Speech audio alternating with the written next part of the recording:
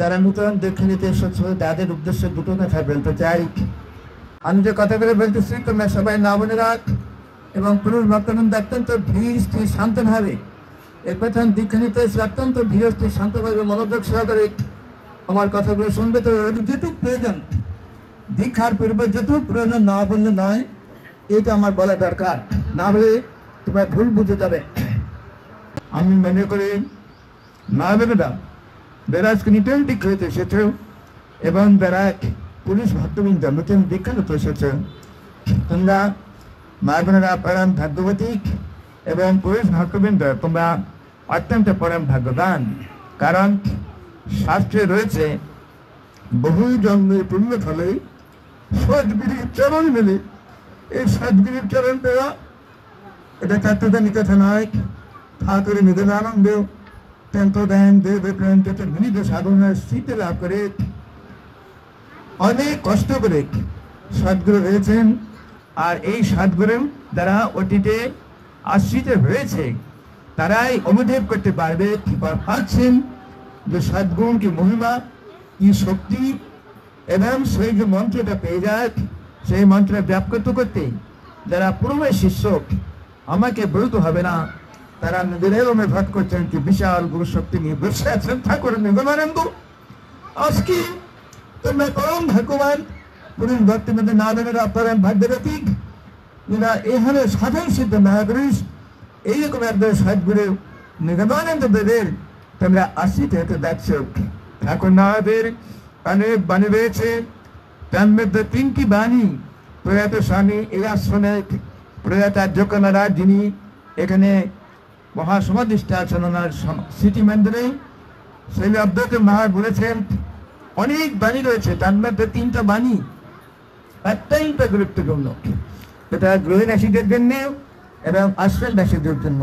তাই 1 নম্বর হচ্ছে বিপদে আপদে রোগে শোকে রোগে যন্ত্রণায় কাতরে চোখে জলে কান ধারিয়া প্রার্থনা করিলেন সর্বাদিষ্ট সিদ্ধ হয়। সর্বে জ্ঞানবিষ্ট সকল ইচ্ছায় ঠাকুর পূরণ করে থাকেন।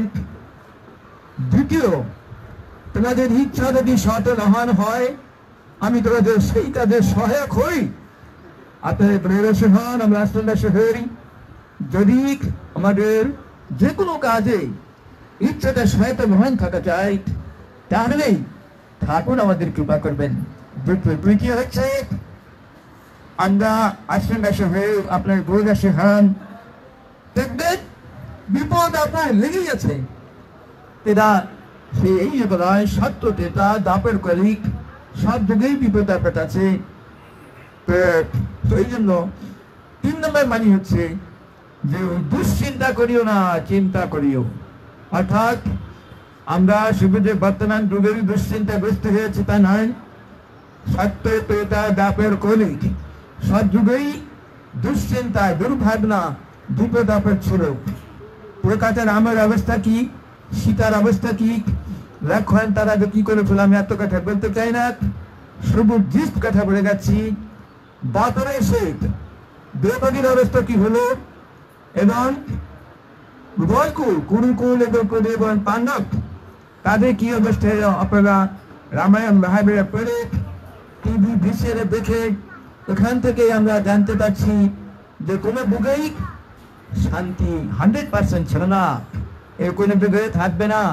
অতএব এইগুলো একটা। দ্বিতীয়ত হলো আমি কিছু ইনস্ট্রাকশন দিচ্ছি তোমাদের, যে আমাদের যে প্রয়াত স্বামী অদ্বৈতানন্দ সরস্বতী মহারাজ, ওই মহারাজ বলেছেন যে উনি সে কথা বলেছেন sudden emotion, sudden sentiment and sudden ইউগোমাস is the most injurious to human life. এর বাংলা ঠিক সাডেন ইমোশন হঠাৎ আবেগ প্রবণ হওয়া, সাডেন সেন্টিমেন্ট হঠাৎ রেগে যাওয়া, সাডেন ইউগোমাস হঠাৎ জেদ করা। এটা দূরের হতে পারে, আশ্রমবাসীদেরও হতে পারে। এই জন্য ওই মহারাজ বলেছেন যেটা ঠাকুরের কাছে ওই মহারাজ 30 বছর ছিলেন।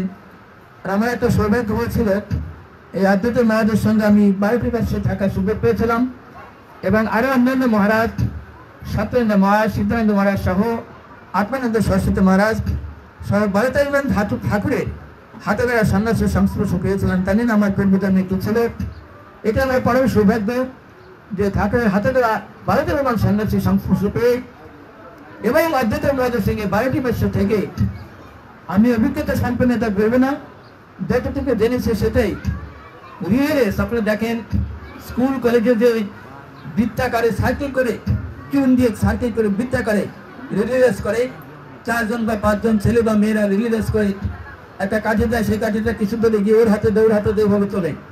ঠিক মনে রাখবেন, গুরু পরম্পরা ওরা কিন্তু কারো ক্রেডিট নেই।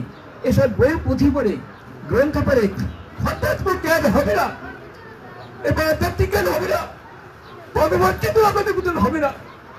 আমি অনেক জ্ঞানী, আমি অনেক আধ্যাত্ম সম্পন্ন, এসব কিচ্ছু হবে নাথিং বাট জিরো। এই যে শঙ্করাচার্য মহারাজকে দেখেছেন এখানে বসে আছেন, তার একজন সেবক ছিলেন, একদম কিচ্ছু জানতো না, নিরেট মূর্খ, তার শুধু আদেশ পালন করে গেছেন। শঙ্করাচার্য যা বলেছেন তার কৃপায় তিনি বিরাট ব্রহ্মজ্ঞানী হয়ে গেছেন। পরবর্তীতে দক্ষিণ ভারতে তিনি একটা আশ্রমের অধ্যক্ষ হয়ে গেছে, অত লেখাপড়া জানেন না। অর্থাৎ গুরু বাক্য কি বলবো, গুরু যদি বাক্য হয় দেখবেন আপনার লেখাপড়া লাগবে না, কিছু না, গুরু ব্যক্তি আপনি ব্রহ্মজ্ঞান হয়ে যাবে।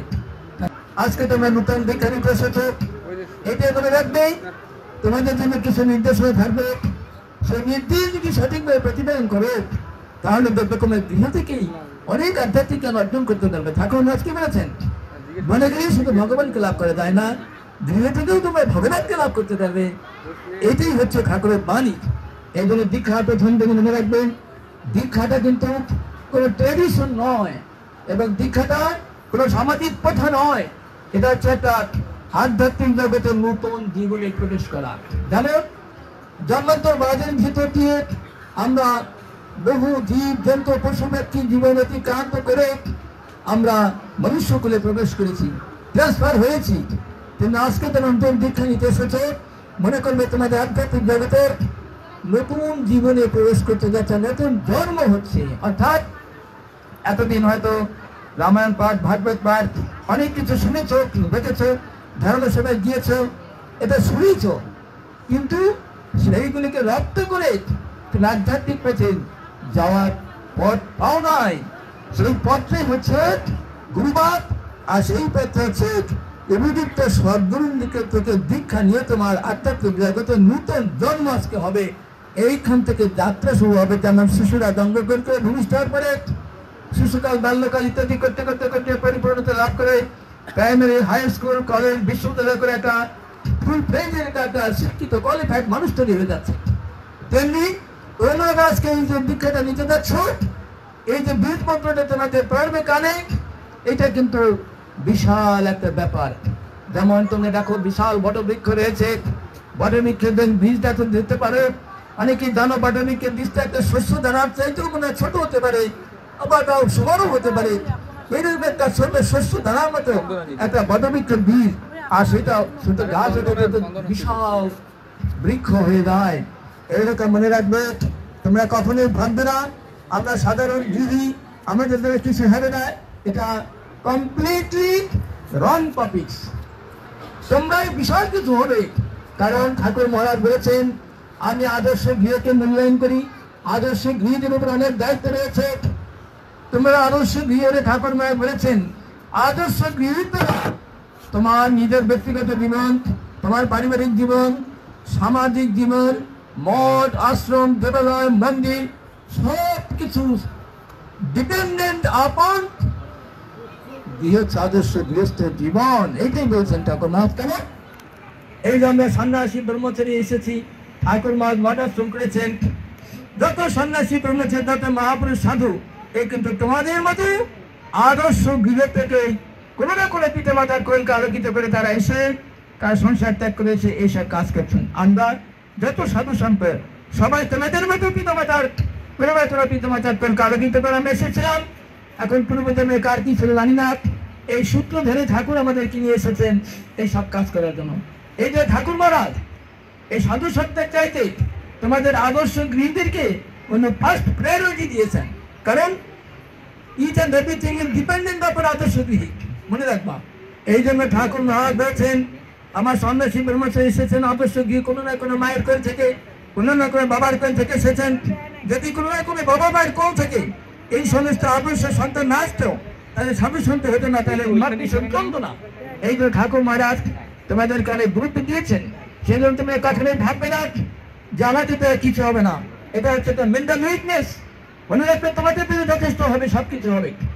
কিন্তু আবার এদিকে সন্ন্যাসী ব্রহ্মচর্যের প্রয়োজন আছে। সেজন্য ঠাকুর মহারাজ বলেছেন একটি নীতি দুটি পল্লব, একটি সন্ন্যাসী ব্রহ্মচর্য প্রতি আদর্শগৃহী, দুইয়ের সমন্বয়ে জয়েন্ট কোঅপারেটিভ মাইন্ড এবং জয়েন্ট ওয়ার্ক আদর্শগৃহী এবং সুন্দর করে সন্ন্যাসী সম্পর্কে সহযোগিতার দ্বারা সব কাজ হবে। তোমার কাছে বসে আছে, আমি তাকে প্রশংসা করতে চাই না। এই জন্য পঞ্চায়েত যখন টাকা দেয় কাজকর্ম করছে। বৈদিক বাংলা শাসক আশ্রম কমিটির সম্মানিত কর্মকর্তা মন্ডলী যখন টাকা দেয় তার কাজে সহায়তা করছে। বৈদ্যবাদ সে সারা বাংলাদেশে ভক্ত শিষ্যগণ তারা একা করে বেগুন আশ্রম সহ বাংলাদেশের যতগুলো মিশন আছে সকলের শিষ্য মাত্র তারা একা করে ষড়যন্ত্র করছে। এটাকে আমাদের একাই পক্ষে দুটো একজন শিষ্য ব্যক্তির পক্ষে সম্ভব। অতএব হাতের মধ্যে অ্যাডমিনিস্ট্রেশন এটাই যে আদর্শ গৃহস্থ শিষ্য ব্যক্তি এবং আদর্শ সন্ন্যাসী ব্রহ্মচারী জয়েন্ট অ্যাডমিনিস্ট্রেশন চলছে। এগুলো আমাদের কারো কোনো ক্রেডিট নেই, কারো কোনো অহংকার নেই। আমরা নিরহংকার নিরভিমান নিয়ে আমরা সব কাজ করবো। এই প্রসঙ্গে গেলে এখন আরেকটু প্রসঙ্গ বলি যে ধর্ম কাকে বলে। ধর্মের ব্যাখ্যা বিশাল বিষয় আছে। আজকে তোমরা প্রথম নতুন দীক্ষা নিতে এসেছ, তোমাদের দীক্ষা নেওয়ার পূর্বে কেন ধরা দরকার, তুমি জেনে নাও ধর্ম কাকে বলে। জিস্ট কথা পুরাতন সময় একটু তোমার বলেছেন নম্বর 1 কর্তব্য কর্মই ধর্ম, কর্তব্যহীনতা অধর্ম। 2 শৃঙ্খলায় ধর্ম, বিশৃঙ্খলা অধর্ম। 3 নাম পরিষ্কার রাখার নাম ধর্ম, মানের মালিন্যতা অর্থাৎ পরচর্চা, পরনিন্দা, পরহিংসা, পরস্পৃকা, আতরকাত এটি অধর্ম।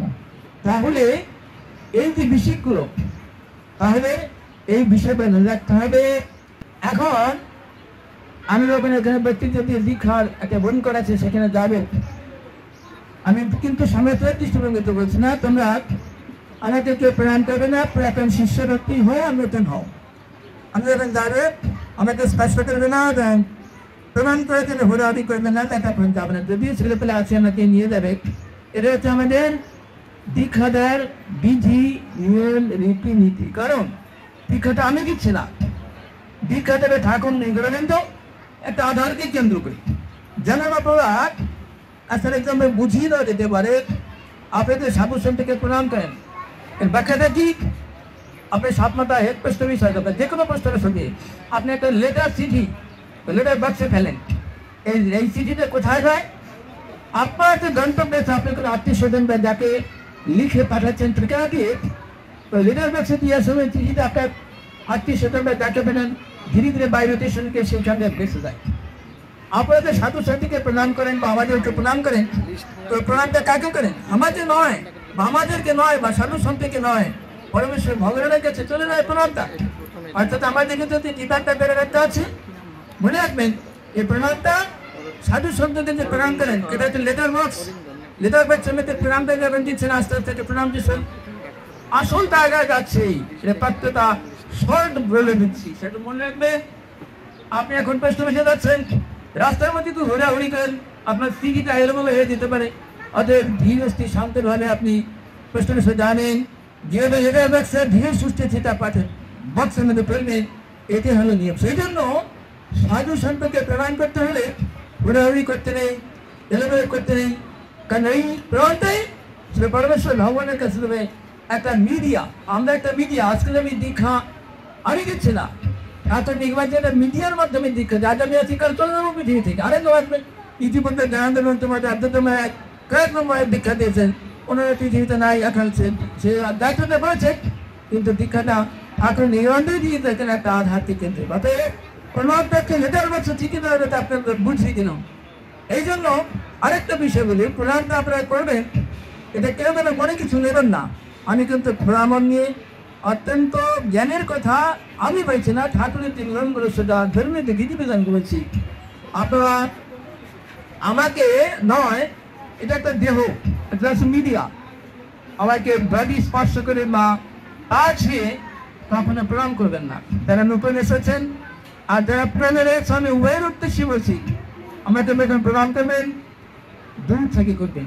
শুধু আমাকে নয়, বিশেষ করে আমাদের মিশনের যারা সাধু সন্ত বাংলাদেশি আছে, আপনারা চেষ্টা করবেন, আমি অন্য কথা বলবো না, আমাদের বাংলাদেশের শিষ্যবর্তের কথা বলবো, বাংলাদেশের সাধু সন্ত যারা আছেন, আমি আদেশ করবেন। আপনারা তো সন্ন্যাস বলছেন যে সন্ন্যাস শুধু যে আদেশ করে, সেই আদেশটা যে ব্যক্তি বা যাহারা অনলাইন করবে তাদের অনলাইন নাও সন্ন্যাসী রকম। এখন আমি আদেশ করবো সেটা বাড়ি মায়ের বলতেন, নির্দেশে কে বলতেন এবং কোনো চেষ্টা করবে, সেটা আমি বলছি যে প্রণামটা তোমরা চেষ্টা করবে, আমার পা স্পর্শ না করে, বডি স্পর্শ না করে, একটু ঠিক বা দূরে থেকে প্রণাম করবে, আমাকে স্পর্শ না করে। দ্বিতীয় শিষ্যকে যেমন বললাম প্রেতেন্দ্রকে আমি ইনস্ট্রাকশন অনেকে মেনে করে যদি মহারাজে পা ছুঁয়ে প্রণাম করে, চরণ ছুঁয়ে প্রণাম করলে মানে অনেক কিছু আমার হবে, অনেক কিছু লাভ হবে, অনেক কিছু বিনয় পেয়ে যাবো, অনেক আধ্যাত্মিক উন্নতি হবে, অনেক বেলায় সংসারের উন্নতি হবে। এদের ভ্রান্ত ধারণা। কারণ গীতায় কি আছে? শ্রদ্ধাবান লভতে জ্ঞানম সংযতেন্দ্রিয় বর্তন। শ্রদ্ধা ব্যক্তির দ্বারাই যা কিছু লাভ করবে, শুধু চরণ সে প্রণাম করলেই সব কিছু হবে তা নয়।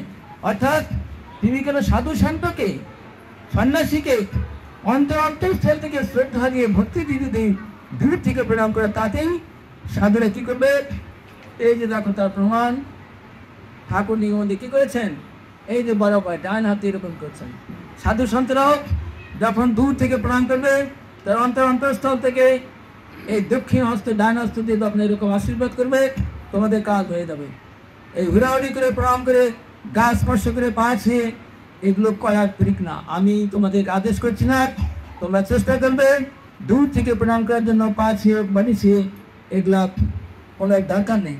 পাশাপাশি অনেকে আবার এসে বলে, আমি কিন্তু খোলামেলা বলছি, তো মহারাজ আমাদের ছেলেদের মাথায় হাত দিয়ে আশীর্বাদ করেন, আমার মাথায় হাত দিয়ে আশীর্বাদ করেন, এগুলো কিন্তু প্রয়োজন নেই।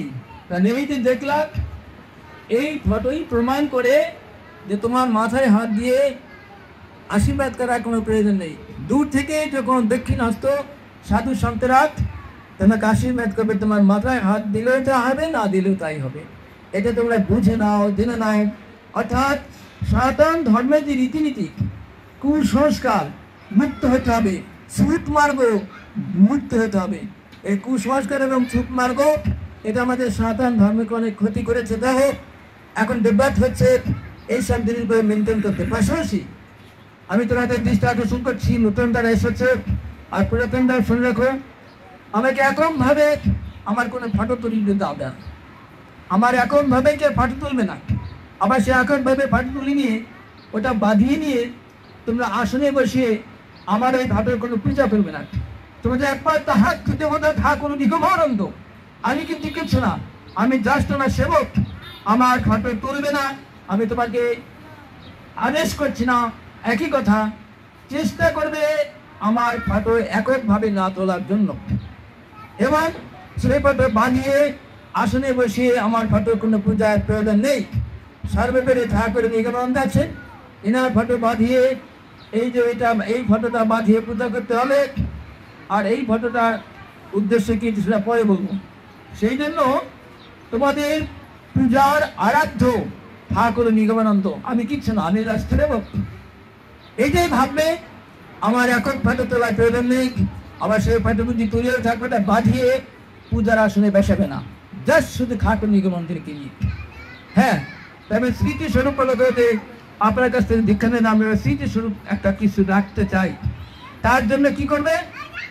গাইডলাইন দিচ্ছি, যেমন আজকে 3:30টার সময় আমাদের ধর্মসভা হবে, ওইখানে আমাদের অনেক যারা বলবে ধর্মসভায় এক লাইনে আমরা কয়েকজন কর্মকর্তা সহ বক্তৃতা যারা দেবে তাদেরকে নিয়ে আমি বলবো, তাদের মাঝে আনিয়ে বলবে এই গ্রুপ ফটো একটা তুলে রাখবে। গ্রুপ ফটো তুলে নিয়ে সেটা বাঁধিয়ে রেখে তুমি ঘরে রাখতে পারো। তখন দেখবে যে এই যে উনি আমার তো ওখানে তো আমাদের জেলা উপাসকরা একটা আলাদা ফটোর মধ্যে দেখাই যাবে। তখন তোমরা দেখবে যে এই যে মহারাজ দেখা যাচ্ছে, এই যে ধর্মসভার মধ্যে সকলের সঙ্গে বসে আছে, এনার কাছে আমরা দীক্ষা নিয়েছি। এটা একটা তোমরা স্মৃতি রাখতে চাইলে এইটা শুধু করতে পারো, কিন্তু এককভাবে আমার ফটো না তোলার চেষ্টা করবে এবং এককভাবে আমার কোনো ফটো বাজিয়ে পূজাতে নয়, পাশাপাশি তোমাদের ঘরে রাখা জন্য আমি আদেশ করছি, চেষ্টা করবেন আনন্দ মানবো, তোমাদের আনন্দ হবে, আমার মঙ্গল হবে। এই গ্রুপ ফটো বক্তৃতা দেবো, শেষ হবে এই প্রসঙ্গ দলে। তাহলে প্রমাণের ব্যাপারটা বুঝে নিলাম, ফটোর ব্যাপারটা বুঝে নিলাম, এই প্রসঙ্গ শেষ। এখন মূল যে দীক্ষার জন্য এসেছে, এখন সেই কাজটা শুরু করতে দেবো। অনেক কথা বললাম, তোমার জন্য কেউ মনে কিছু নেবে না, আমি মনে কিছু নেবে না। আমি বারবার বলছি তোমাদের কল্যাণের জন্য, মন্দিরের জন্য ঠাকুর মার্গদর্শন করেছেন এবং তাদের বিধিবিধান করে আমরা তিনি না জানি তোমার জানবে না, এবং না জানলে তোমরা ভুল করবে, আর ভুল করলে তোমাদের যেমন অপরাধ হবে আমাদের অপরাধ হবে, কারণ তোমরা জানে না। আমি মনে করছিলাম যে এমনি বিজ্ঞানকে বাণী করে কেন ওখানে গিয়ে তোমার আছে বিকরে ডুবেঙ্গি যেটা ডুবেঙ্গি দেয় না ওখানে পুরুষ আর মহিলা দুটো আলাদা তোমরা জানো না, তাদের মধ্যে তোমাদের জানানোর কর্তব্য আমার, যেহেতু আমার উপর দীক্ষায় দায়িত্ব পেরেছে, আমাকে জানান দরকার, তোমরা জানবে এবং পালন করার চেষ্টা করবে। জয় গুরু, জয় গুরু, জয় গুরু। এখন দীক্ষা যে মৌলিক কাজ সেটা এখন শুরুতে সবাই মা বোনেরা যারা দীক্ষা নেবেন না তারা এখানে বসেন না, তারা সাইডে থাকেন। ঢুকি গিয়ে পাটা দেখে রাখো, যা বলেছি বলে দাও। গুরু ব্রহ্মা, গুরু বিষ্ণু, গুরু দেব মহেশ্বর, গুরু দেব পরম ব্রহ্ম তস্मै গুরুবে নমঃ। অপবিত্র পবিত্র গান স্বর্গাবস্থান দকেতিদান দর্শদের ইন্দ্রিকাক্ষাং সবাভ্যন্তর শ্রুতি হয়ে গেলে। এখন তোমাদের তো আগে যা বলেছি, স্বয়ংদেব নিগমানন্দ পরমহংসদেবের কাছে দীক্ষা নিলে কি হবে, তিনি আদ্যাসখী মহানার মায়ের কাছ থেকে কন্ট্যাক্ট করে এসেছেন যে আমার আশ্রিত যারা শিষ্য হবে তারা যদি আমার আদেশ নির্দেশ প্রতিপালন করি এর যেমনি মুক্তি, আর যদি আদেশ পালনে ব্যর্থ হয় 3 জন্মের বেশি লাগবে না। বেগুনি বলছে বহুগাম্য কুম্ভ ফলে সদ্গুরুর চরণ মিলে, সদ্গুরু লাভটাই মানব জীবনের সার্থকতা, যে আত্মমুক্তির পথ প্রশস্ত হবে। এবং ঠাকুর মহারাজ সেই জন্য এই দীক্ষার ব্যবস্থা করেছেন। সেই জন্য ঠাকুর সদ্গুরু নিগমানন্দের কাছে যারা দীক্ষিত হবে তাদের আত্মমুক্তি পথ ঠাকুর নিজের দায়িত্ব নিয়েছেন, 1 জানান অথবা 3 জানান, এটা আপনাদের জানে থাকবে। এটাও বলেন নমো নমো বিষ্ণু নমো বিষ্ণু তৎ সদ অদ্য বশিষ্ঠ ভূটাদেশে বাংলাদেশস্থিত বগুড়া আশ্রমে বৈশাখ মাসে শুক্রের পক্ষে চতুর্খান পীঠ বৃহস্পতি বাসরে। এখন বাগানেরা যে গোত্র আছে নিজে নিজে গোত্রটা উচ্চারণ করে, এবং দাসী তোমার নাম নিজে বলে দাসী, অমুক গোত্র মদিনা গোত্রটা মা বোন নিজে বলে এবং তোমার নাম ধরে দাসী দিল, আর পুরুষেরা গোত্রটা নিয়ে বলো, আর তার তোমার নাম দিল দাস বলো, মহিলারা প্রত্যেকে। এবার বলো এখন তো শ্রীমৎ নিগমানন্দ দেব স্বামীরান পুষ্পাদিদি অভ্যর্চ গুরুত্বেন ব্রীমে দীক্ষা গ্রহণার্থম সংকল্পঞ্চ করিষ্যে। এইবার দুটো কথা শোনো। ঠাকুরের দীক্ষার পরে এই আজকে 3টা জিনিস কিনে নিয়ে যাওয়া। এখন একটা পরিবারে যদি 3 জন 4 জন দীক্ষিত হও, 3 জনকেই কিন্তু অর্থাৎ পরিবার ভিত্তিক, এক পরিবার 3 জন 4 জন 5 জন 6 জন দীক্ষা নিলে প্রতি পরিবার ভিত্তিক 3টা জিনিস নিয়ে যাবে। এই এই এই ফটোটা নিয়ে যাবা, এই সাইজটা, এটা 3 রকম ফটো আছে, ছোটো বড় মাঝারি। এই ছোটোটা নিয়ে যাবে বাঁধানো ফটো, আর যে বাঁধানো ফটো না পাও এটা নিয়ে যাবে বাঁধিয়ে দিবা, নিয়ে বাড়িতে আসনে বসাবা, বসিয়ে সকাল এবং সন্ধ্যায় সুন্দর করে পূজা করবে। সেই পূজা করার জন্য কিভাবে পূজা করতে হবে এই বইটা কি নিবেন মধ্যে সব সুন্দর করে লেখা আছে। এই আশ্রমের পুরাত সময় অদ্বৈত মায়ের লিখেছেন শ্রীমৎ সময় অদ্বৈত সরস্বতী। পূজাটা দুবেলা করবি, সকাল এবং সন্ধ্যায়। দুপুরে পূজা করতে হবে না, কিন্তু জপটা 3 বেলা, সকাল, দুপুর এবং সন্ধ্যায়। বাইরে যে রান্নাবান্না করবে, রান্নাবান্না করে তারপরে আগে কী করবে, একটা শাড়ি, একটা বেড়াতে পেটিকোট আগুন ধরবে, যে কোনো একটা জায়গায় তার টাঙিয়ে পৃথকভাবে রাখবে। সকাল, দুপুর, সন্ধ্যায় জপের সময় ওই শাড়ি ব্লাউজ পেটিকোটটা পরে সুন্দর শুদ্ধ বস্ত্র নিয়ে তোমার জপটা করবে। আর পুরুষেরা ওই একইভাবে তোমার ঘরের মধ্যে একটা ধুতি, একটা উত্তরীয় পৃথক জায়গায় রাখবে, যাতে করে অন্য কিছুর সঙ্গে ছোঁয়ামেলা না হয়। মনে রাখবে, শুদ্ধ চিন্তা, শুদ্ধ বস্ত্র, শুদ্ধ ঘাট, এইটা নিয়ে জপ করতে হয়, তাহলে তার ক্রিয়াটা ভালো হয়। অশুদ্ধ বস্ত্র, অশুদ্ধ মন, অশুদ্ধ চিন্তা চেতনা নিয়ে জপের ফলটা তাতে হয় না। এই জন্য মা বোনেরা শাড়ি একটা, ব্লাউজ একটা, পেটিকোট একটা পৃথক রাখবে।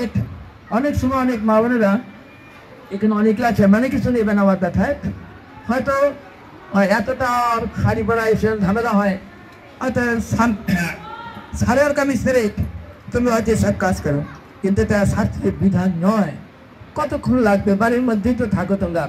অর্থাৎ আধ্যাত্মিক চেতনা লাভ করতে হলে, গুরুভাবের কৃপা লাভ করতে হলে এইটি কষ্ট একটু করা দরকার।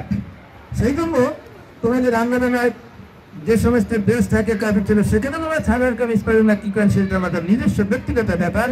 সেই ব্যাপারে আমরা বলবো না সারের কামিজ পরে তোমরা সুবিধা মতো রান্না করে তুমি টাকাটা করো। কিন্তু ঠাকুরদের 3 বেলা গ্যাপ করা, আর বেঙ্গলাকে 2 করে শোনা তোমার সারের ব্লাউজ পেটিকোট পরে সুন্দর করে এখানে বসে ধীরে স্থির শান্তভাবে পূজা করবে এবং যাত্রা করবে। এই গেল পূজার পদ্ধতি, এই গেল ঠাকুরকে আসনে বসানো। আর এই ফটোটা একটা নিবেদন কি ব্যাপার আছে এটা পরে বলতেছি। চলো, এটা এখন সময় ইষ্টে মন্ত্র, যে মন্ত্রটা এখান থেকে ব্যাপারে তোমরা টানি আমি দেবো, সেটা দাঁড়ি বেড়েছি সকাল, দুপুর, সন্ধ্যা জপ করবে। আর এই মন্ত্র এখন আমি কানে দেবো, খুব অস্থির চিত্তে চাঞ্চল্য করবে না, এটা খুব বিরতি পেল, ধীরে স্থিরভাবে আমি কানে দেবো, সেটা সুন্দর করে মনোযোগ সদস্যকে আমি 3 বার বলবো, যাতে করে হঠাৎ একবার বললে তাতে তোমার খেয়াল থাকছে না। আমি 3 বার বলবো, কিন্তু এই মন্ত্রটা দেখো আমি 3 বার বলে দিলাম। তারপরে যদি তোমার দেখো যে ভুল বলেছে, তাহলে বেরবে, কিন্তু আমি 3 বার বেরিয়ে আসা বুঝি মনে রাখতে পারবে। এটা নর্মালি আর আমার সঙ্গে কথা বলবে না। মন্ত্রটা দেখে আমি কানে দেবো, এই মন্ত্রটা কাউকে কিন্তু বলবে না। স্বামী স্ত্রীকে বলবে না, স্ত্রী স্বামীকে না, ছেলে বাবাকে নয়, বাবা ছেলেকে নয়। যার যার মন্ত্রে শেষে মনে রাখবে, একজন বলবেন 1 নম্বর। 2 নম্বরের এই মন্ত্রটা তোমাদের নিজস্ব করে কাগজে লিখবে না, কোনো খাতার দোকানে লিখবে না, লেখা যাবে না, লেখাও যাবে না, কাউকে বাড়াও যাবে না, মনে রাখতে হবে। এই মন্ত্র না পড়ে তুমি নিরিবিলি জায়গায় এসে বসে আজকেই কিন্তু কাজটা করবে। মন্ত্র না পড়ে ইতিহাসটাকে বিক্ষিপ্ত ধরে করবে না।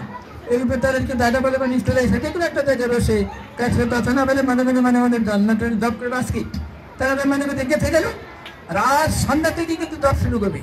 যাদের বাড়িতে মেনটেন আগে বেড়ে দিচ্ছি, হয়তো ঠাকুরের মেনটেন নাই, ঠাকুরকে ফটো বসাতে হবে, তার জন্য কিন্তু মন্ত্রটা থাকবে না।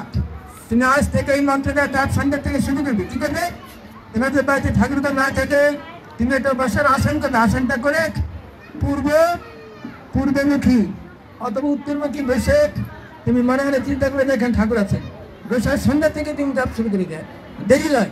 তারপর ধীরে ধীরে 7 দিন 5 দিন 7 দিন এনে বসিয়ে তোমার সুন্দর করে ঠাকুর ঘরে বসে ঠাকুরকে বসে পূজা করবে সে সব করে। কিন্তু করে মন্ত্রে লিখবে না, এটা বেরো যান, এমন মন্ত্রে কাউকে বেরবে না। তারপরে যদি ভুলে যাও যতক্ষণ আমি পৃথিবীতে বেঁচে আছি, তাহলে আমার কাছে এসে বেরবাক, কোন মন্ত্র পেয়েছিলে তুমি সেটাই বলবে। আমি কৃষ্ণ মন্ত্র পেয়েছিলাম, তাহলে আমি তোমাকে আবার পুণ্য স্মরণ করে দেবে। গুরু মন্ত্র পেয়েছে তারা পুণ্য স্মরণ করে দেবে। আর আমি যদি মারা যাই, তাহলে কিন্তু অন্য কোনো শ্রমিক বা ব্রহ্মচারী তাদের কাছ থেকে হবে না। আমার পরবর্তী আবার তিনি দীক্ষাচার্য আসবেন, ভারত থেকে আসুক বা এদেশেই হয়, আবার তোমার মন্ত্র ভুলে গেলে আবার পরবর্তী দীক্ষার মাধ্যমে তোমাকে এটা স্মরণ করে নিতে হবে। ততদিন যাবে যেহেতু এই এদেশে হচ্ছে না দীক্ষাদান, ভারত থেকে মহারাজদেরও আসতে বিলম্ব হচ্ছে, তুমি তোর মন্ত্র ভুলে গেছো আর গৌরানন্দ মহাত্মা মারা গেছে, তখন কি করবে? আবার আসতো তুমি বাবা আসতো তখন একটু পর বলে দিয়ে যাচ্ছি, যতক্ষণ পর্যন্ত মহারাজরা ভারত থেকে না আসতেছে এবং মন্ত্রটা শুদ্ধ করতে পারছে না, ততদিন পর্যন্ত সকাল দুপুর রাত্রি ত্রিসন্ধান 28 বার করে শুধু জয়গুরু নামটা জপ করবে, এটাও বলে দিলাম। আর জয়পাল যে কৌশল ছিল আমরা এই যে এই কর মাধ্যমে দিতে হবে, আমি অনেকটা তোমার দায়িত্ব দিয়েছি ভারত দেশে, এখন তোমাকে কিভাবে চেষ্টা করতে হবে মানে করে দেবে, এখন ভালো করে তারটা শুনবা, তাই মনে করবে সে যেটা বলছে এটাই মনে করবে, আমি শুধু যেটা কথাটা ট্রান্সফার করেন সেটা এখন করবে, এটাই মনে করবে, তিনি যেটা বুঝে দিবেন ওইটাই মনে করবে আমার আদেশ। এখন ধ্যানটা কিভাবে করবা? এখন যখন জপটা করলাম ধ্যান করতে হবে। ধ্যানটা হলে আমাদের এই যে মনের দেহটা আছে, এই যে মাথা আছে, এই মাথাটার মূলতনে নিজের মাথা মানুষের সাথে শুনে সবাই, এটা খুব গুরুত্বপূর্ণ কথা বলছি।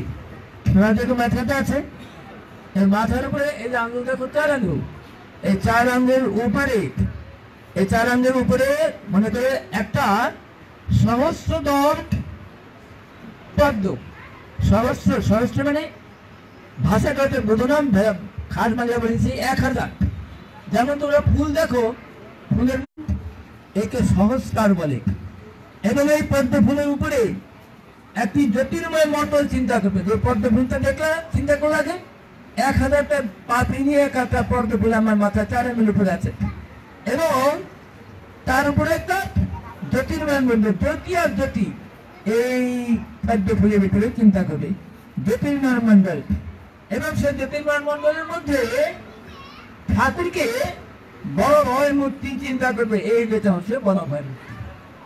তাহলে 3টা জিনিস ভাবতে হবে, এই মাথার 4 আঙুল উপরে 1000 পাপড়ি বিশিষ্ট, যদি দাও মানে 1000 পাপড়ি বিশিষ্ট একটা পদ্ম ফুল চিন্তা করবে, এবং দ্বিতীয় ধাপে এই পদ্ম ফুলের উপরে একটা জ্যোতির্ময় মন্দির রয়েছে, জ্যোতি আর জ্যোতি, এরকম একটা জ্যোতির মন্দির আছে পদ্ম ফুলের উপরে চিন্তা করবে।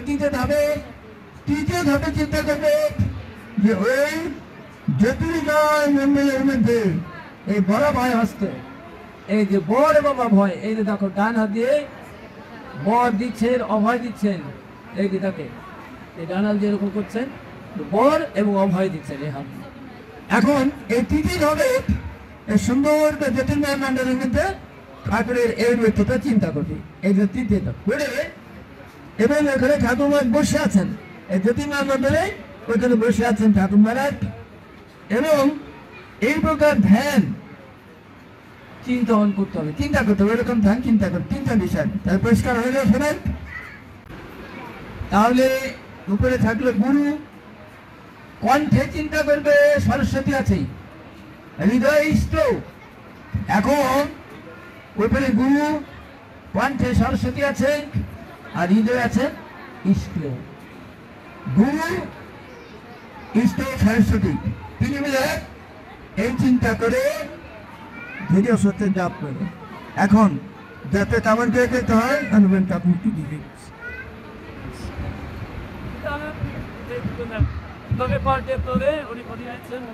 জয় গুরু, জয় গুরু, জয় গুরু। ম্যাক্সিমাম তো গুরুদেবের মন্ত্র হয়, আগে প্রথমে গুরুদেবের মন্ত্রের কৌশলটা দেখা দিচ্ছে। আমাদের হস্তটা থাকবে এখানে অনামিকা আঙ্গুলের এই মিডলে থাকবে, ঠিক আছে? মিডলে রেখে এই যে হৃদয়ে প্রতিস্থাপন হবে, বাম হাত নিচে এটা ধরবে, ডাইন হাত উপরে এটা ধরবে, সেম এই। এবার পটটা যোগতে হবে কিভাবে? এখানে আমি 10 গুনবো, 10 এখানে কাউন্ট করবো একটা একটা করে, 2 হাত একই দেখা দিচ্ছি, 1 2 3 4 5 6 7 8 9 10। তাহলে এইখানে একটা হলো, এখন দ্বিতীয় করে যাবে আবার, এই হাত যেভাবে চলছে এই হাতও এভাবে চলবে, 1 2 3 4 5 6 7 8 9 10 দুইটা হলো। এবার 3 নাম্বারে গেল। 1 2 3 4 5 6 7 8 9 10 এভাবে চলতে চলতে এটা ঘুরে যখন এখানে আসবে কত হলো?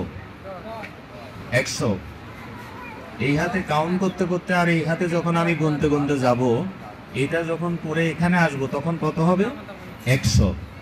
এবার আবার এখানে ধরতে হবে। 8টা কিভাবে গুনতে হবে দেখে নিন। 8টা 108 বার যোগ করতে হবে। তো প্রথম ঘর আর লাস্টের ঘর ছেড়ে দিতে হবে। 1 2 3 4 5 6 7 8 বুঝা গেল? 108-এ গিয়ে যেভাবে গুনতাম আগে 10 10 করে, প্রথম ঘর আর শেষের ঘর ছেড়ে দিতে হবে। এটা খুব মনোযোগ সহকারে দেখুন। গুরুমন্ত্র যেটা দিবে মহারাজ, যে মন্ত্রটা দিবে সে মন্ত্রটা আপনারা 108 বার করে জপ করতে হবে। হ্যাঁ, প্রথম থেকে মানে একই জিনিসে 1 2 3 4 5 6 7 8 9 10 বুঝা গেল? এইভাবে 10 বার গুনলে হবে 100, আর এই আঙ্গুলে এটা এখানে আসবে সেম। আর 8 বার কিভাবে হবে? প্রথমটা আর শেষেরটা ছাড়তে হবে। এই প্রথমটা শেষেরটা কি ছাড়বো? আগে এখান থেকে গুনতাম, এখন এখান থেকে গুনবো। 1 2 3 4 5 6 7 8। তার মানে শেষেরটা আর প্রথমটা ছেড়ে দিলে 8 হয়ে গেল। বুঝতে পারলেন তো? এবার হচ্ছে কেউ দেবী মন্ত্র যদি নেয়, কালী মন্ত্র, কৃষ্ণ মন্ত্র, রাধা মন্ত্র, তারা মন্ত্র, এটার জপের কৌশলটা দেখে নেন। যারা আমি যা বললাম এই মন্ত্র যারা নিবেন তার জপের কৌশল ঠিক এভাবে হাত ধরবেন আগের মতো। দেখে নেন। 1 2 3 4 5 6 7 8 9 10। একটু ভিন্ন দেখে নেন। 1 2 3 4 5 6 7 8 9 10। যারা নিবেন ওই কৌশলটা একটু দেখে নেন। যারা আপনার দেবী মন্ত্র নিবেন তাদের কিন্তু কৌশল হচ্ছে এটা। আবার দেখাই দিচ্ছি আমি। 1 2 3 4 5 6 7 8 9 10। বুঝতে পারলেন? ঠিক এভাবে এই হাতটা চলবে। এটা যেভাবে চলছে এই হাতটাও ঠিক এভাবে চলবে, এখানে এসে শেষ হবে। ঠিক আছে? আবার 8 যখন গুনতে হবে প্রথমটা আর শেষেরটা বাদ দিতে হবে। তাহলে 1 2 3 4 5 6 7 8। বুঝা গেল? দেবী মন্ত্র হলে তাহলে কি হচ্ছে আবার দেখাচ্ছি আমি। 1 2 3 4 5 6 7 8 9 10। আর এটা যখন 100 হবে এখানে এখানে চলে আসবে। তারপরে 8 যখন হবে এই হাত এখানে থাকবে, এই হাত দিয়ে প্রথমটা শেষেরটা বাদ দিতে হবে। 1 2 3 4 5 6 7 8। বুঝতে পারলেন তো সবাই? আর এটা জবটা হবে এখানে আমাদের বডিটাকে সোজা করে বসে একদম হৃদয়ে, যেখানে আমাদের কোটিমূল এই জায়গাতে প্রতিস্থাপন করে মন্ত্রটা পাঠ করতে হবে। সবার ঠিক আছে তো? জয় গুরু মহারাজকে। আর বাম হাতটা থাকবে নিচে, ডাইন হাতটা থাকবে উপরে। কৃষ্ণ মন্ত্র ওই যে গুরু মন্ত্র যেটা 1 2 3 4 5 6 7 8 9 10। আমি বলি আবার, গুরু মন্ত্র, কৃষ্ণ মন্ত্র, শিব মন্ত্র একই, নারায়ণের মন্ত্র মানে দেব, পুরুষ দেবতাদের মন্ত্র একই। ঠিক আছে? রাধা কৃষ্ণের মন্ত্র পুরুষ দেবতার মতো হবে। 1 2 3 4 5 6 7 8 9 10। বুঝলেন তো? ঠিক আছে? জয় গুরু। হ্যাঁ, তাহলে জাপের যে কৌশল কীভাবে তার যেতে হয় আমার এই অনুদানটা ব্যক্তি মহারা বুঝিয়ে দিলেন। যারা দেব গুরুমন্ত্রে বা যেমন কৃষ্ণ এরকম তাদের দেয় জপ করতে হবে এগুলো পদ্ধতি। আর যারা মাতৃমন্ত্র কালী মন্ত্র যে নেবে তাদের যাতে বেঁধে নিলাম। যার যেটা নিতে মন চায়, যখন আমি দীক্ষা দেবে বলবে তুমি গুরুমন্ত্র নেবে তো এসে গুরুমন্ত্র দেবো, যে কালী মন্ত্র দেবে কালী মন্ত্রের, শিব মন্ত্র যেটা তোমাদের মনে চায় সেটা ফেলবে। আর যদি তুমি নির্ধারণ করতে না পারেন, তোমার আমি কোনো নির্ধারণ করবে না, আপনি যেটা দেন সেটা, তাহলে আমি যেটা তোমাকে ভালো মনে করবো সেটা আমি দিয়ে দেবো। আর যদি তোমরা নিজেরা মনে করো যে মারা আমি কালী মন্ত্র নেবো, তাই যে মারে যদি আমি কৃষ্ণ মন্ত্র নেবো, তোমার যা বলবেন নির্ধারণটা দেবে সেটা দিয়ে দেবো। আর কে নির্ধারণ করতে না পেরে আমার বিচার জন্য আমি দেখবে তোমার জন্য কোনটা দরকার সেটা করে দেবে। এখন যাতায়াত সময় মনে রাখবা, জয় যেটা শুরু দেবে 108 বার জাপ করতে হবে। 108 বার জাতের শুরুর আগে 10 বার মনোযোগ সাথে শোনা। 108 বার জাত যখন শুরু করবে, শুরু দেয় মানা মানা, এই দুবার বই মানা নামো, এই দুটো শব্দ মানে আমার মানে নামো, এই 10 বার করবে। 10 বার করে তারপরে 108 বার জাপ শুরু করবে। 108 বার জাপটা যখন শেষ হয়ে যাবে, আবার মনে মনে বলবে নমো নমো। কিন্তু উচ্চারণ করে কিন্তু মন্ত্র জপ করা যাবে না, উচ্চারণ করে মনে মনে মনে মনে। এমনকি জিহ্বা যেন না নড়লে ভালো, জিহ্বাটা মরবে না কিন্তু মনে মনে জপটা কালি দিতে হবে। কিন্তু অনেকে হয়তো এতটা সচেতন হতে পারবে না, এত জিভটা নড়তে পারে, কিন্তু প্র্যাকটিস করতে করতে করতে এমন করবে জিহ্বা নড়ে না কিন্তু জপটা হচ্ছে। এটা খুব সুন্দর করে করবে, কারণ এটা সাধারণ বিষয় নয়। মানে জপের মাধ্যমে তোমার আত্মিক আধ্যাত্মিক উন্নতি হবে এবং ঠাকুরের যদি চিন্তা হয় তুমি কোন জায়গায় চলে যাবা, আধ্যাত্মিকভাবে কোথায় চলে যাবা, তা তুমি নিজেই নিজেকে হারিয়ে ফেলবা। তো বিশাল ব্যাপার এটা, কিন্তু দীক্ষাটা কিন্তু সাধারণ বিষয় নয়। অর্থাৎ আত্মস্বরূপ বললাম আমি কে, কখন আমি কে, আমার ভিতরে কে আছে, কোন শক্তি আমার যার কথা রয়েছে, কোন শক্তি তার পেয়ে ফেলছে, তাকে জানা বোঝা উপলব্ধি করা, স্বরূপ জ্ঞান চিন্তা করা, এর জন্য মানব দেহ। এবং এই যাতে জীবন করবে তোমার জাপের উপরে, সেটার শাস্ত্র রয়েছে। আপনাদের সিদ্ধি বলে সিদ্ধি বলে অমুক নাহাপুর সিদ্ধি লাভ করেছেন, ঠাকুর নিগমন সিদ্ধি লাভ করেছেন। সিদ্ধি কারণে হয় শাস্ত্রে রয়েছে জাপাত সিদ্ধি জাপাত সিদ্ধি জাপাত সিদ্ধি, বুঝে নেওয়া ভালো করে। তুমি বিয়ে থেকেও সিদ্ধি লাভ করতে পারবা, যে মনে করিও না এই আশেপাশে যে সন্ন্যাসী প্রেমছিল নাই সিদ্ধি লাভ করে আমি পারবো না, তা নয়। মা বলিও পুরীর বা তুমি দাও, সবাই সিদ্ধি লাভ করতে পারবে, কিন্তু ওই জবাই জাপাত সিদ্ধি জাত করতে করতে সিদ্ধি চলে যাবে মা বিয়ের সবাই। কিন্তু যে পদ্ধতিগুলি বলা হলো এটা কিন্তু খুব জটিল পদ্ধতি নয়, সহজ পদ্ধতি, কিন্তু মানবিক সহকারে প্রতিদিন সন্ধ্যাকে খেদমতে করতে পারো, তাহলে দেখতাম আস্তে আস্তে যাবে। তাহলে মনে রাখবে জব শুরু করে আগে 108 বার জব মাঝে, আর 108 বার জব শুরু রাখবে নমো নমো 10 বার, আবার 108 বার জব শেষ হয়ে গেল আবার নামে নামা 10 বার, পরিষ্কার সবার দেখবে। এরপরে আসুন দেখো, জবটা যখন শেষ হয়ে গেল এরপর আমি জব সমর্পণ। জব সমর্পণ কেমন করতে হবে? জব সমর্পণ হবে তুমি একটা ঘটিতে যাই রাখবা, এই দক্ষিণ হস্তে একটা দান আছে, একটু জয়টা নিলাম, নিয়ে কি করবে জয়টা নিয়ে ইষ্টে দেব, যেমন মনে করে গুরুদেব ঠাকুর নিগমানন্দ বা কৃষ্ণ এইরকম যে আছেন, তখন এই জয়টা নিয়ে পুরীতে যেতাম, গুরুদেব ঠাকুর নিগমানন্দ কৃষ্ণ এইরকম জয়টা নিয়ে ডান হাতে এই আঙুলটাতে এরকম একটু থাক করবে, তারপরে একটু হ্যাঁ পুরীর দেবতা এরকম ঠাকুর আছেন, ঠাকুরের যে ডান হাত সেরকম বসে আছে এখানে, তাই ঠাকুর আছেন, তাহলে কি করবে জলটা নিয়ে মনে করবে এই ঠাকুরের এই যে ডান হাত আছে এরকম জলটা নিবে, জলটা নিয়ে এতে এই বৃদ্ধাঙ্গুলটা একটু ফাঁকতে হবে, ফেলে মনে করবে ঠাকুরের দক্ষিণ হস্তে আছে জলটা তুমি ফাটিয়ে দিতে হবে না, এখানে মাটিতে দিয়ে ফেলে দেবে।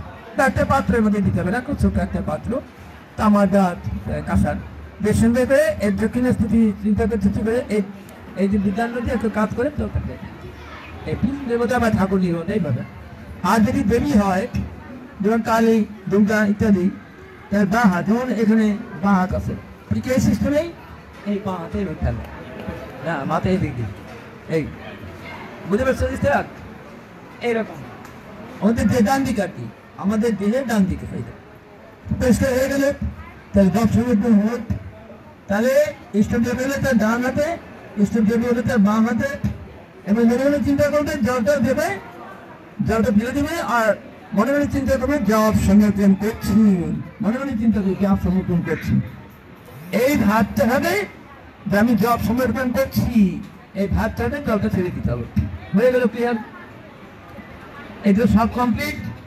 এখন তুমি কি করবে?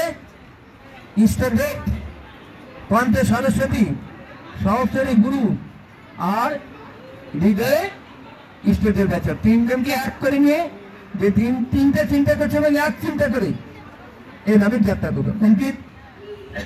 এইবার সব শেষ। এখন এই যে গুরুপুজো পদ্ধতি বইটা নিবে, নিয়ে তুমি শর্ট কিছু স্টেপ বর্ণনা করবে। যেমন একটা স্টেপ বর্ণনা বলে দেই, এটা প্রত্যেকের জন্য প্রযোজ্য। এটা হচ্ছে গুরু প্রণাম, এই 37 পৃষ্ঠা আছে, যারা লেখনে দেবো, এটা সংস্কৃতের ক্ষেত্রে একটা প্র্যাকটিস হয়ে যাবে। ওম বৃন্দান অঙ্গাং পরম সুগতং কেবলং জ্ঞান মুক্তি দন্দাতীতং তরুণ সদৃশং তত্ত্বমস্য বিরস্কং একং নিত্যং বিনোদতং সর্বধি সাক্ষীভূতং ভাবাতীতং ত্রিদোরহিতং সদ্গুরুং তং নমামি। এবারে হাত দিয়ে করে প্রণাম করবে। যারা লেখকেরা জানে তাদের জন্য, আর যারা লেখকেরা জানে না তারা শুরু বলুর উদ্দেশ্যে জয় গুরু জয় গুরু এইগুলো। আর যদি একটু সময় থাকে, যেমন যারা চাকরি করে ছুটির দিন শুক্রবার শনিবার ছুটি আছে, তাহলে একটু বসে বসে কিছু স্তোত্র বন্দনা আছে, এরা কোন স্টার তুলে নিলাম, তবে সব পদ্ধতি দেওয়া আছে, পেয়ে দিতে পারবো। দাদা সুন্দর শেষ। এখন আসে দীক্ষিত হয়ে গেলে ঠাকুরমার 5টা নিয়ম করে দিয়েছেন, খুব সিম্পল নিয়ম। তাই 1 নম্বর নিয়ম হচ্ছে আর্য দর্পণ গ্রহণ। এই যে দেখো, এটা একটা আর্য দর্পণ আছে, এটা মাসিক পত্রিকা, প্রতি মাসে পত্রিকাটা বের হয়। একটা পরিবারে যদি 5 জন দীক্ষিত হয়, জয়েন্ট ফ্যামিলি হলে ওই একটা পত্রিকা দিতে হবে। হয়তো তার ভেতরে 5 ভাই আছে, 5 ভাইয়ের 5টা সংসার, তাহলে কিন্তু প্রত্যেক ভাই ধরে একটা প্রকার 5টা পত্রিকা নিতে হবে। আর 3 ভাই যদি জয়েন্ট ফ্যামিলি থাকে, একটা নিতে হবে। এটা বাৎসরিক নিলে 220 টাকা, প্রতি সন্ধ্যায় মাত্র 20 টাকা। এই 220 টাকা আমাদের স্থানীয় ভক্তরা আছে দেবীরা, তারা দেবে ভারতেশ্বরানন্দ মহারাজের সঙ্গে যোগাযোগ করে তার কাছে টাকা দেবে, তার কাছে খাতা নাম এন্ট্রি করবে। দেবীরা শহরের যারা, তারা দেবেশ্বরের কাছে নয়। আর যারা দেবেশ্বর বাদে অন্যান্য ডিস্ট্রিক্টের, আর দেবেশ্বরের মহারাজের কাছে দিতে পারো, দেবেশ্বরের মহারাজের কাছে দিতে পারো, 22 ডিস্ট্রিক্ট কাছে পাইছে। এবার প্রতি মাসে প্রত্যেকটা দাঁড়ে প্রত্যেকটা নিয়ে খেলে তাকে মধ্যে কোনো জায়গায় টেবিলে রেখে দেবে না, এটা পড়বে। এবং ঠাকুর কি বলছেন, এই আর্য দর্পণ গ্রাহক হলে প্রতি মাসে দেখেন আর্য দর্পণটা তোমার গৃহে যাবে।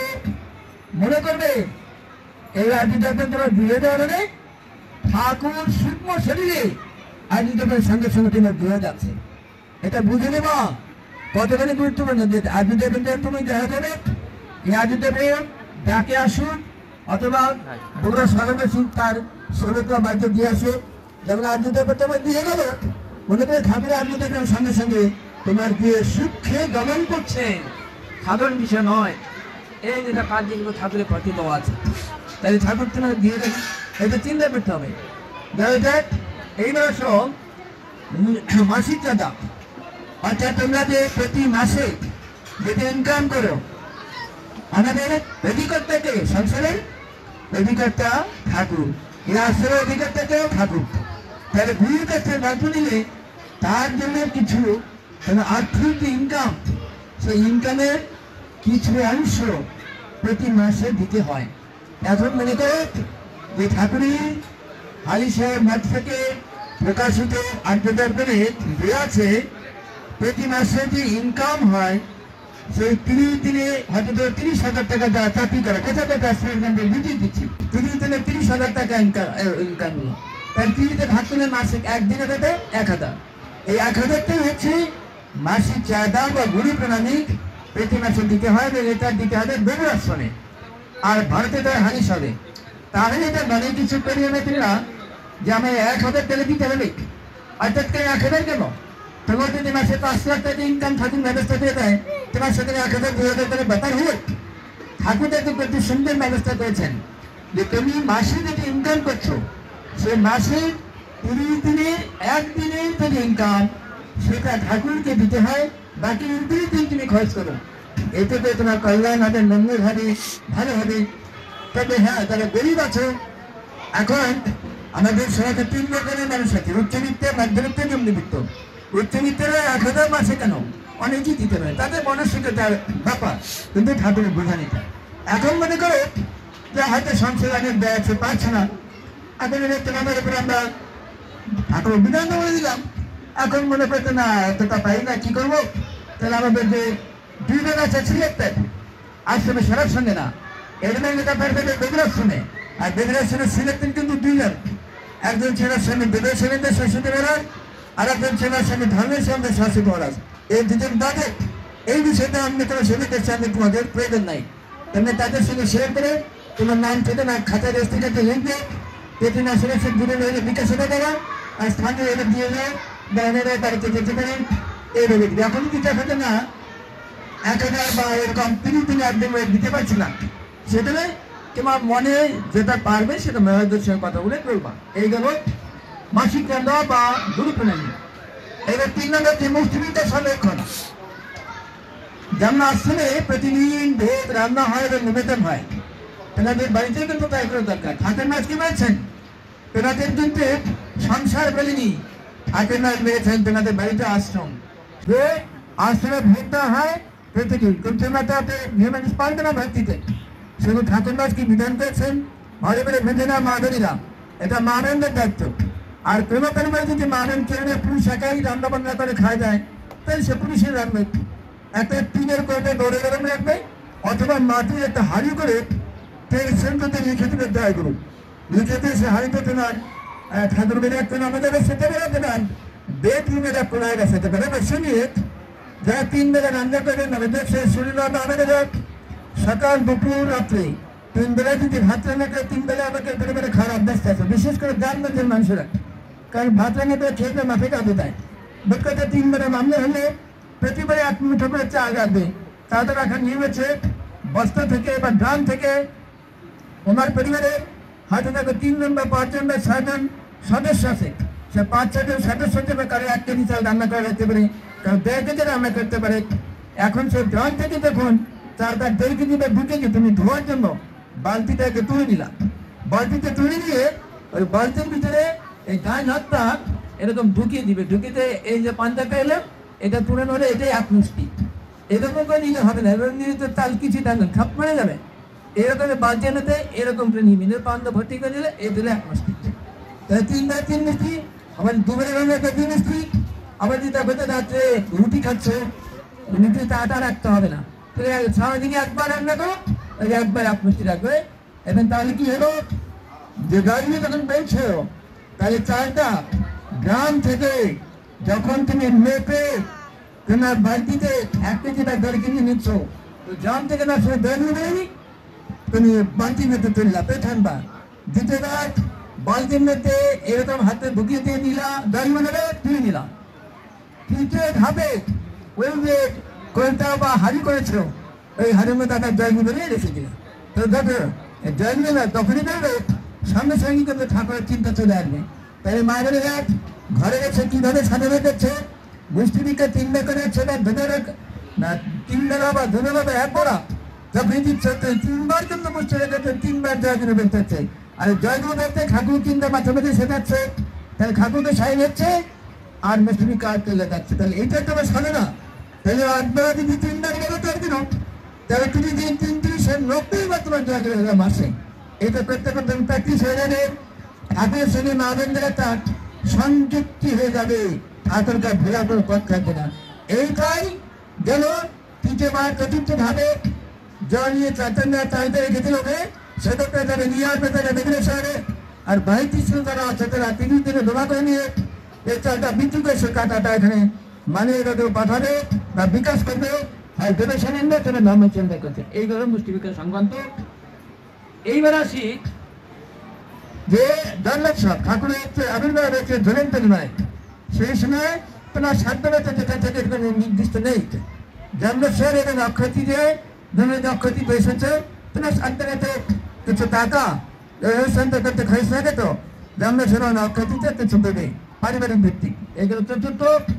পঞ্চম হচ্ছে পঞ্চমটা অক্ষতি, অক্ষতিতে আসছে চতুর্থ হচ্ছে জন্মোৎসবের সাহায্য দেবে। 5টা নিয়ম করে আজকে চতুর্থ উপবাস থেকে স্বরূপ একটু দেরি হচ্ছে দীক্ষা দিতে, কিন্তু কথা হবে কি তৈরি ঘড়ি করে দীক্ষা নিয়ে চলে যাওয়া, কিন্তু জানিয়ে না বুঝে না তাহলে কিন্তু ওর সতেরো একটা কল আসবে।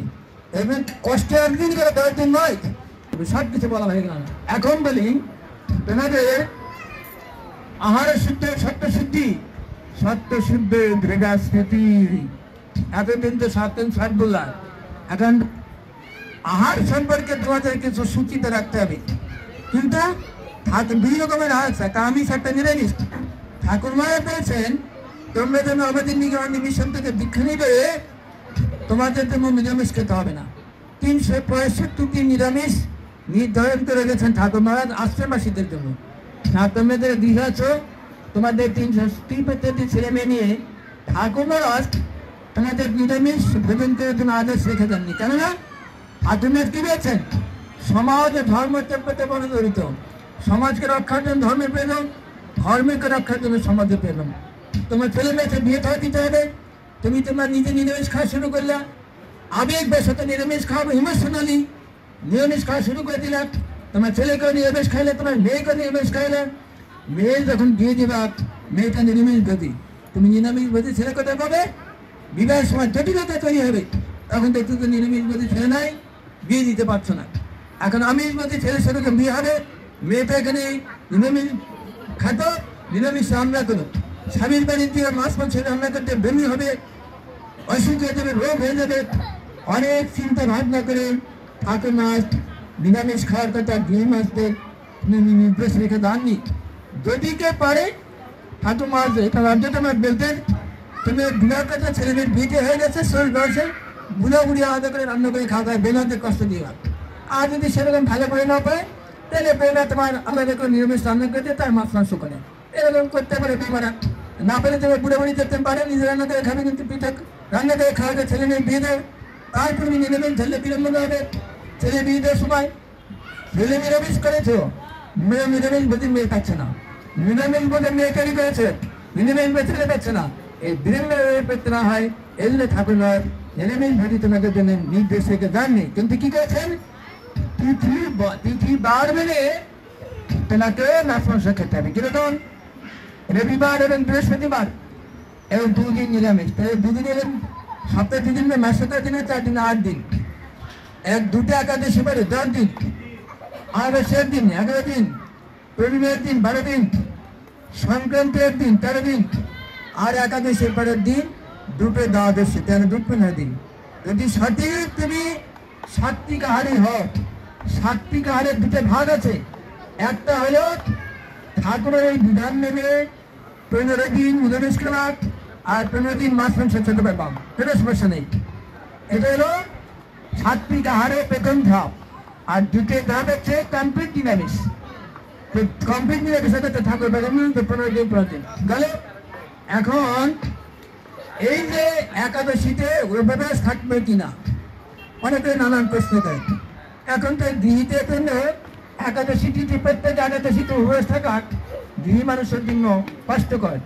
এই জন্য আমাদের মিশনে নিয়ম রয়েছে, দয়ানন্দ মহন্ত মহলে বলে গেছেন 4টে বড় একাদশী, 6 একাদশী, 5 একাদশী, বিপ্লব একাদশী, ভৈন একাদশী, এই 4টে একাদশীর নাম বললাম।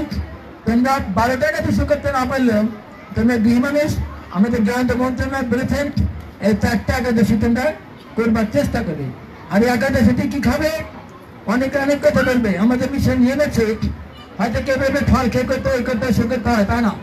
আমাদের মিশনে নিয়ম রয়েছে, তুমি সকালবেলা ঠাকুরের একটু সাবু দ্বারা ভিজিয়ে রাখবে, সেটা চিনি দিনা, আর একটু খাওয়ার মেলতে খাবে, একটু নিবেদন করে দেবে সকালে, এটা সকালে খেয়ে নেবে পূজার পর। দুপুরে তোমার আটার রুটি করে, সে আটার রুটি আর ভেজিটেবল একটু করে নিয়ে খেলা, কোনো সমস্যা নেই। কেউ হয়তো বলবে আটা খাওয়া যায় না, এ খাওয়া যায় না, সে খাওয়া যায় না। এক একটা মিশনে এক এক নিয়ম, এক এক গুরুদেবের এক এক নিয়ম। সেজন্য শিখদের গুরুদেব নানক কি বলেছেন জানো? শিখদের গুরুদেব নানক, গুরুমুখা নাদাত গুরুমুখা বেদা। বেদে অনেক নিয়ম আছে, কিন্তু গুরুদেব যেটা মুখ থেকে বলবেন সেটাই নিয়ম। এক এক গুরুদেব বলবে না আটা খাওয়া যাবে না, তিনি যে গুরু শিষ্য সেই গুরুদেব জানবে তার আদেশ পালন করবে। ওদের গুরুদেব বলবেন যে ফল খেয়ে থাকবে, ফল খেয়ে থাকবে। আমাদের মিশন নিয়ম আছে, তুমি দুপুরে রুটি সবজি খেতে পারবে, রাতে দুটি পেট খাওয়া থাকে, রাতে একটা রুটি একটা দুধ একটা সবজি খেতে হবে। আমার বক্তব্য শেষ। কেউ যদি বলে একাদশী রুটি খাওয়া যায় না, যারা বলবে মনে করবে তার গুরুদেবের শিষ্যের জন্য সেটা প্রযোজ্য। তোমরা নিগমনের শিষ্য, তোমাদের জন্য ওই নির্দেশ প্রযোজ্য নয়। যার যার গুরুদেবের শিষ্য তার তার জন্য প্রযোজ্য। সকলের বক্তব্য শেষ। অনেক কষ্ট তোমাদের দিলাম, হয়তো মনে করবে প্রথম দীক্ষা নিতে এসে বাপ এত নিয়ম কারণ এই সেই, এটা ভাববে না। যদি বহুজন্মের পুণ্য পেলে সব দিন উচ্চারণ মিলে আসনি, ঠাকুর বলেছেন আমাদের আশ্রিত শিষ্য হবে পূর্বে জন্মের থেকে আমার সঙ্গে যুগসূত্র আছে, সেই যুগসূত্র ধরে তোমরা একা দীক্ষা নিতে এসেছো।